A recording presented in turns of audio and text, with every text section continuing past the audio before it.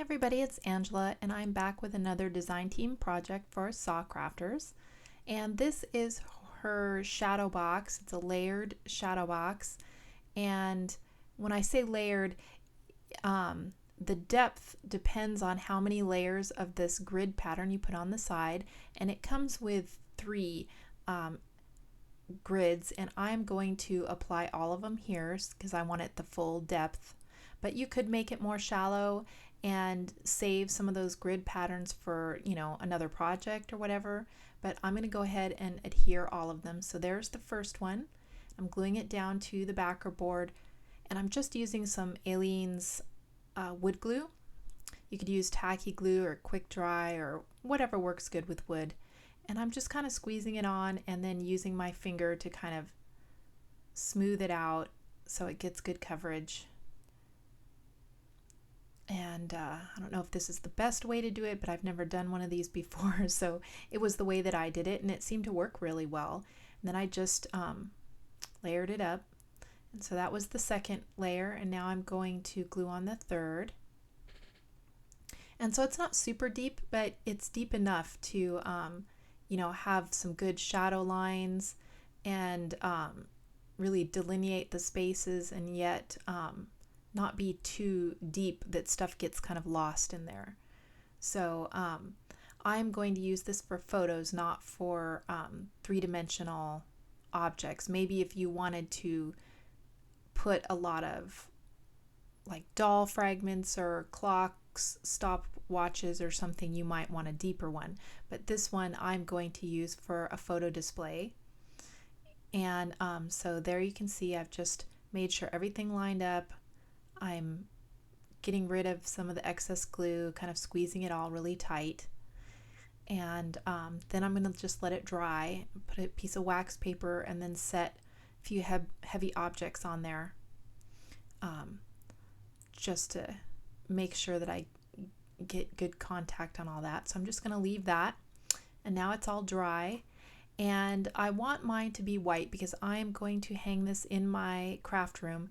And I have all those like recollections cubes, and I have a white IKEA desk and a really old kind of white computer desk from back when you had the big deep monitors and stuff, if you remember that.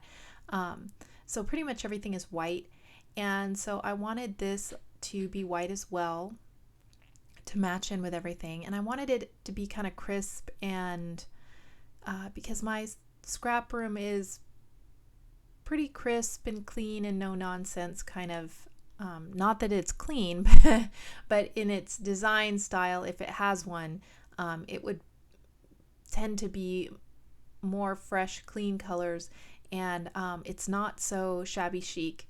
Although I do love that style, that wasn't what I was going for here.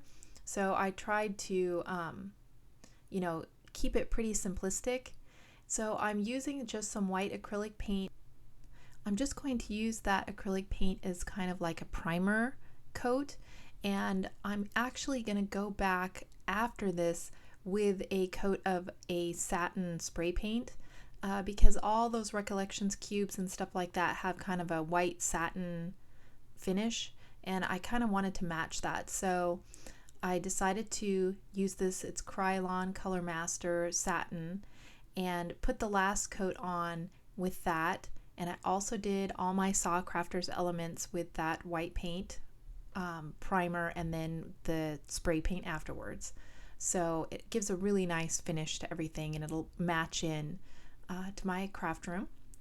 And so now I have to decide what kind of pattern paper I want to use for each of those interior squares, because I'm going to back those with paper.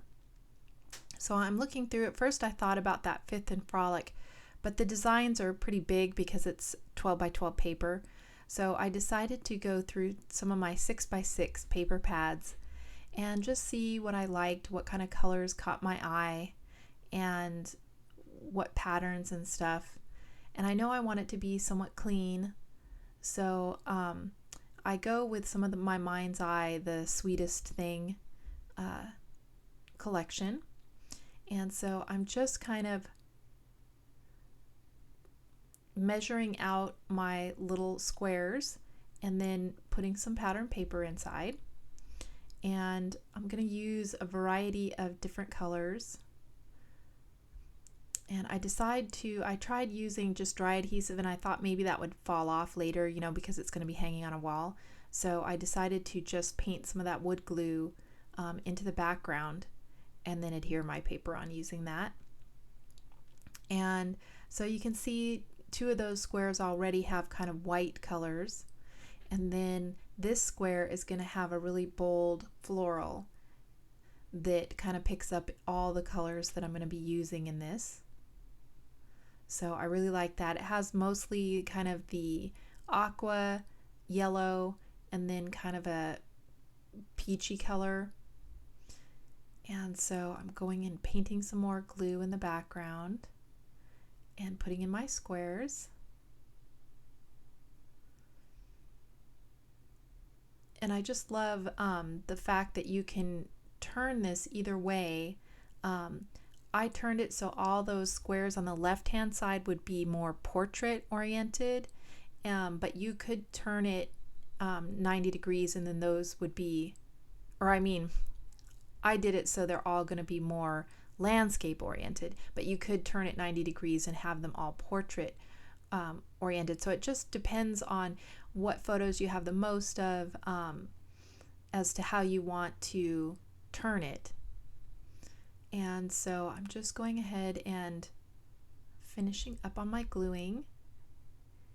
And like I said, I painted a bunch of SaCrafters wood elements with this same white spray paint, and also 3 little frames I had got at the Michael's dollar bin, which are still in the dollar bins right now if you're interested in those, and you'll see those come up here shortly. And so there are all my squares filled, and I'm really liking how it looks, and you can see a little bit of that kind of satiny gloss finish when I turned it there. And so now I'm adhering some of the SaCrafters elements, and I have that wood phrase tag, some of her swirls, this little signpost that says Memory Lane, and here's the second swirl. And I'm just adhering those, trying to get rid of some of those glue strings. And I pulled out some Michael's flowers, and then I don't know where the orange flowers came from, but the yellow and the blue are just dollar bin Michael's flowers. And so I'm just putting some of those over and some of them kind of underneath that swirl. And I'm going to try to keep this to just 3 main clusters. A cluster on that bottom right, this one that I'm working on here, and then another cluster up by that word fragment. So I didn't want to go crazy. You know, I would love to fill every square with a bunch of stuff and flowers and whatever. But I was trying to, you know, use restraint and hold back. So I just go with these 3 main clusters because I know it's going to get a lot more busy once I put the photos in there. So I don't need it to be super busy here. So I go ahead and put a couple flowers on each cluster. Then on this one I put this little bird element over the top just to add a little something there, and then that box I am going to leave photo free. I'm just gonna let it have that little decoration and stuff on it. All the other ones I will make it so you can put photos or embellishments in it, but this one is going to be kind of a fixed one with her little butterfly, and then I also adhered that little heart on top of the swirl. And then these 3 frames right here are the ones from the Michael's dollar bin, and that oval one is one from SaCrafters. And I'm going to use those, but the whole idea, well, here I'm also hitting it with my glue gun to get rid of all the glue strings and stuff, and that does work pretty well. And then here are all the photos that I'm going to put in here.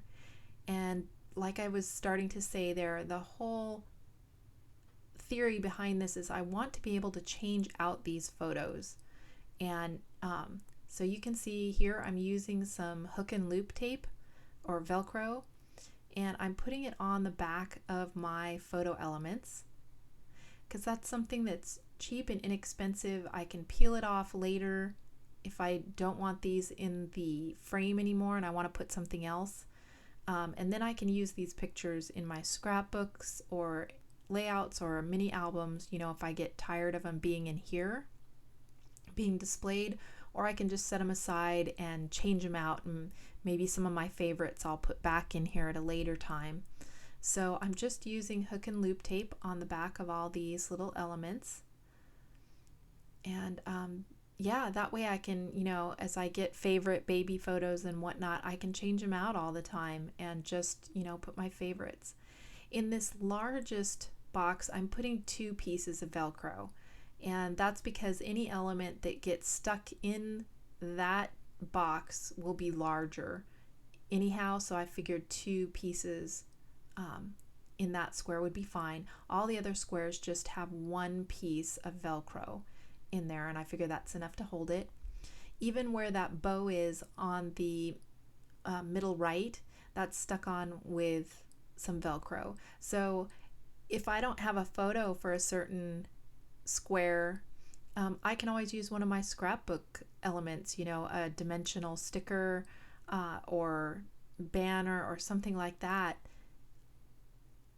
in that square, just with some Velcro on the back. I'm not limited to just using photos.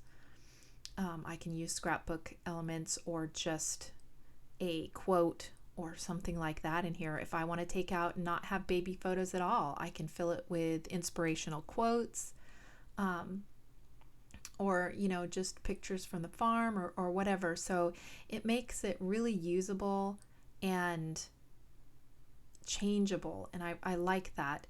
And I know that the photos that I put in here now won't get wasted either, because if I get tired of them being in the box, yeah, I'll use them on a different scrapbooking project. So there you can see now that the glue's dried, I'm able to just peel that off and stick it back down, and it makes everything more dimensional because they kind of stick up, and they because of the Velcro, it's probably about a 1/4 inch thick once you get 2 pieces, and so it really raises the photos up and gives a nice shadow line. And there you can see I'm just pulling some off and sticking them back on, and so I was really pleased that this worked. I didn't know if it would or not. I originally wanted to use magnets on here, but that didn't work out, and I figured that, you know, Velcro is something we all kind of have around or have access to, and it's really inexpensive, so I went with this idea instead. And so now I'm just going to put a few enamel dots on my photos. I thought about putting some word fragments or other scrapbooking you know, embellishments on there, but I thought I'd just go with a few enamel dot clusters. And then I just wanted to, that one looked a little crooked, so I just wanted to stick it back down in there. So here's a few close-ups of everything. And that is my finished project. And I hope you guys liked it and you'll give it a try. I'll put links to all of my SaCrafters products that I used here in the description box below. And so yeah, so this is a really versatile project, and I had a lot of fun making it, and I think I'll have a lot of fun using it, changing it around, and enjoying it in my scrapbook room. And it would also make a great gift, so I might make something like this for my mom, and then, you know, just give her photos that she can change it out later. So thanks again, everyone, for watching, and if you have any questions, let me know down below. Okay, talk to you later. Bye.